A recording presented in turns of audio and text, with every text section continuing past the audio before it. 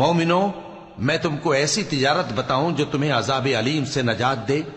وہ یہ کہ اللہ پر اور اس کے رسول صلی اللہ علیہ وآلہ وسلم پر ایمان لاؤ اور اللہ کی راہ میں اپنے مال اور جان سے جہاد کرو، اگر سمجھو تو یہ تمہارے حق میں بہتر ہے۔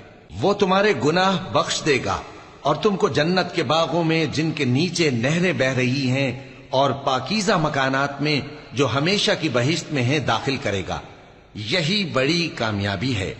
اور ایک اور چیز جس کو تم بہت چاہتے ہو، یعنی تمہیں اللہ کی طرف سے غلبہ نصیب ہوگا اور فتح عنقریب ہوگی، اور مومنوں کو اس کی خوشخبری سنا دو۔ مومنوں، اللہ کے مددگار ہو جاؤ، جیسے عیسیٰ ابن مریم نے حواریوں سے کہا تھا کہ بھلا کون ہیں جو اللہ کی طرف بلانے میں میرے مددگار ہوں؟